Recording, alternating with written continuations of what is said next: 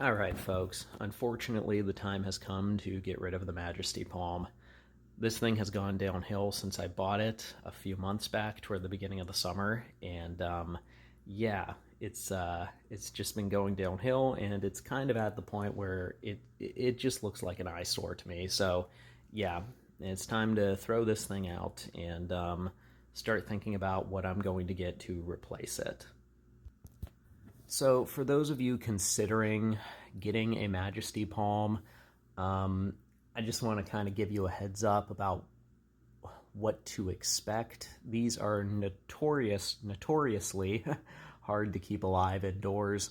They don't make good houseplants. I think ideally a Majesty Palm is going to be something that, depending on where you live, you just keep it outside during the spring, summer, maybe into the early fall, and then you just throw it out because it's just not going to survive indoors. Majesty palms do like a lot of humidity, and for a lot of people who aren't dedicated indoor plant enthusiasts, they just might not be able to keep their place, keep the humidity levels like where they need to be for something like this. So my apartment, the humidity levels are pretty much normally over 50%, under 60%, but over 50%, occasionally dipping around 45%, but I keep it reasonably humid. For lighting requirements, they like bright indirect light.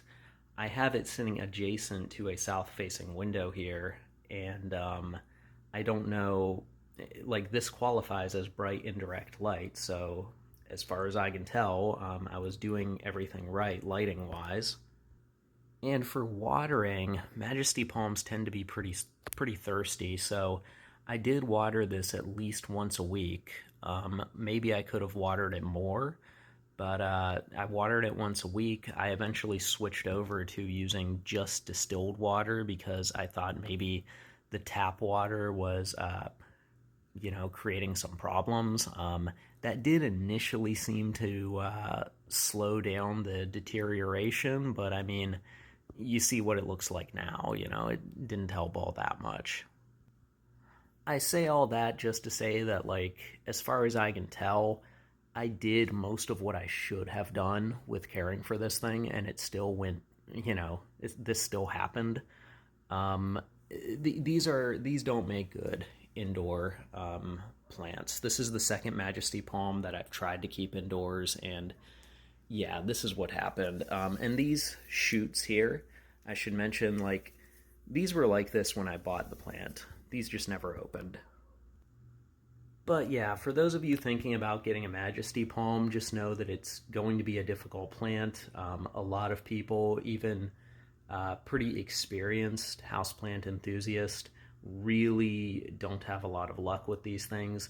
So I would just say, like, if you want a large palm to sit in the corner of your living room or bedroom like this, maybe look into cat palms, Kentia palms, areca palms, something along those lines. Now, getting one this size it's going to be significantly more expensive than a Majesty Palm, but honestly, I think it would be worth it because that's where I'm going to look for the replacement for this. I'm going to be looking into just like uh, palms that just do better indoors, like the ones I just mentioned.